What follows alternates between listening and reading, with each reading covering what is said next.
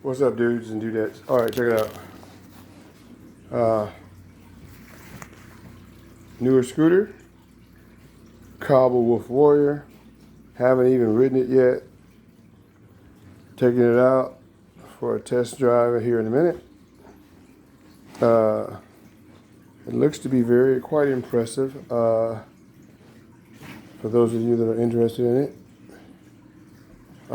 they say that it's a great scooter for off-road.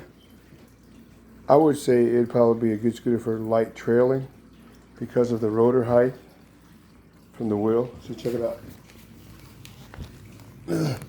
That really determines, that rotor right there, the height that is from the actual ground kind of determines what type of off-roading I think that you can do.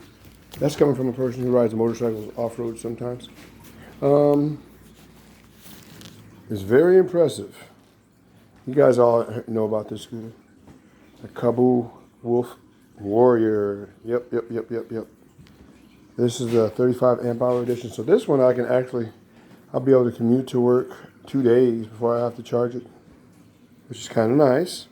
So, yeah, like I said, I got it yesterday. Haven't even ridden it. Didn't have time yesterday. Had to charge it up. Blah blah blah blah blah.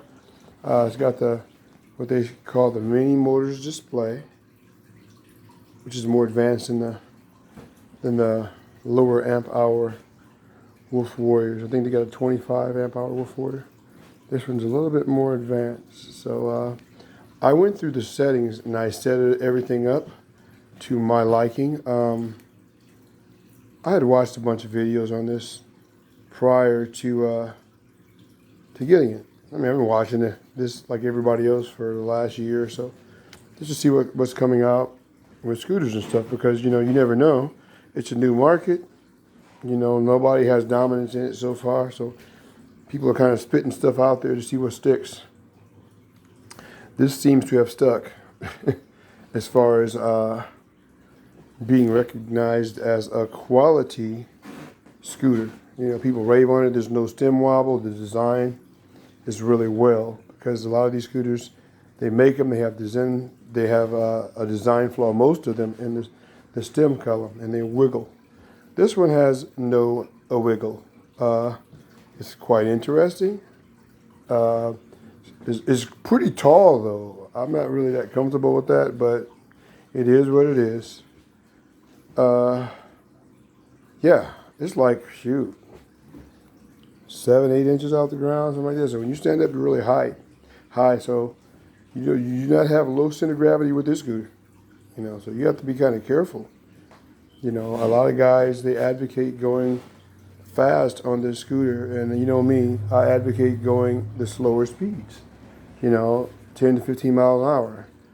And I say the same thing for this scooter here. It's still, the wheels are massive. Actually, pretty good sized wheels for scooter wheels. They're 11-inch wheels. So they got good size to them, but, I still say, for me, common sense dictates to me between 10, 15 miles an hour, even though this scooter will do 50 miles an hour. Now, what I did was I went through and I tailored everything to my liking. Like I said, I'm a motorcycle rider, so and I have other e-vehicles, e-bikes and stuff, so I'm pretty familiar with how to set up some of these devices. So what I went through the scooter and I put it on the mode, I forgot what you call it, I forgot what it is. But anyway, I set the parameter to 1 so that you have to kick off on this thing to get it to go. That way, you're not sitting at a stoplight and you accidentally push that little button and you shoot off into traffic. So I think that is a really good feature to have. So I have that on. I reduced the power to this thing to 51%. I meant to be 50%, but 51% power. So it's not going to take off like a rocket. And I reduced the torque setting, I believe it's to 4, either 4 or 5, So it's really easy to do too. That's what I did like about it. It wasn't a big deal to program the EY3 controller to your likings. It's quite easy, actually. I just had to familiarize myself with which buttons to do what. And it came with 1.7 miles on it, which is nothing. They have to test these things out to make sure that they're up to snuff. Uh-oh, I messed up already. Oh, man. Hang on a second. I got to set the... Oh, that's my fault, though. Hang on a second. I have to reset my wheel diameter because I wouldn't mess with the button. So it doesn't really have a back button, so I have to go through it all the way up to, I think, size 24, 25 wheel. How to get it back to 11. Okay, there we go. Yeah, that way my speedometer is accurate. Let me stop it on 11. Hang on, people. 7, 10, 11. There we go. Okay. I can program. But anyway, you can go through various programs and tailor it to the way you want it. Yeah, it's kind of cool. See, there it is, 51%. If you can see it right there. 51% of power. That way I don't kill myself. But yeah, it's quite easy to program. Like I said, I haven't even ridden this thing yet. Getting my gear on to try it out, see how it does. Take a slow cruise on it. I'm quite different from most people that you know that have this scooter.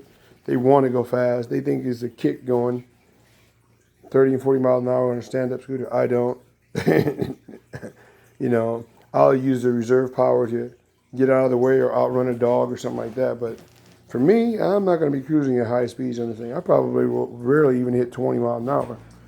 Why? The wheel size. The wheel size.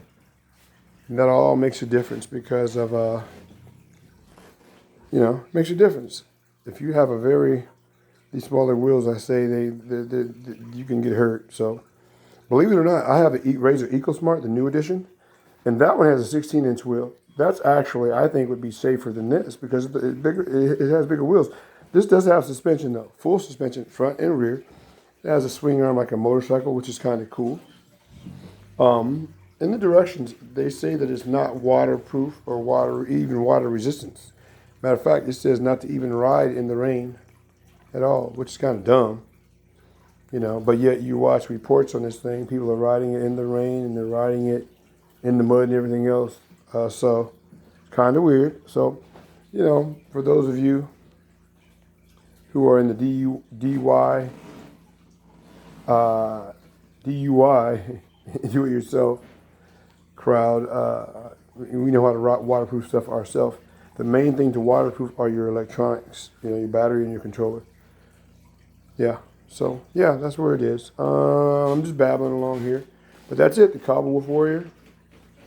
I didn't know I'd get it this soon, but I had some things happen to where I was able to do swap something for something else, like I always tell you I do. So this ought to satisfy me for a while. And again, my reason for really wanting to get a vehicle that I can just throttle all the way to work and back is because of my hand. I have a motorcycle and the vibration kind of sets my hand off. I got a nerve issue or something like that. So anyway, as big and as bad as this thing is and as bad as everybody raves on it, I'm just going to be kind of not pampering it on purpose, but it will be pampered compared to the way everybody else rides this thing. My average speed will be 10 to 15 miles an hour, but I feel really safe going those speeds because it has suspension, full suspension. And if I need to go off-road, I can, which is nice. A lot of people like the knobby tires. I think these are more practical because they have less rolling resistance. So you can go a little further, get a little bit of mileage. So this will be one I'll pack the charger on me to work as soon as I get at work, and I'll plug it up. But I'm at 100% charge, as you can see on the screen. Yep. I haven't put 1 mile on this thing. So it's going to be quite interesting. I also need to Loctite these handlebars. I haven't done that yet. They give you a nice little Allen key set, but you can't really get in here to torque these bolts down the way you want. So I got them tightened down, but not the way that they're going to be. So I'm going to redo that in a little bit. But yeah, this scooter comes looking good as is. Haven't added anything to it. I haven't put any bags or anything on it yet. Nice deck size, pretty wide. Got this little thing right here you can use for luggage or a foot stay. I'll probably use it for more of a foot stay. We'll see. Time will tell. So yeah. And also it's kind of cool. Those of you who don't know, it's got a little button on here. It's got 2 charge ports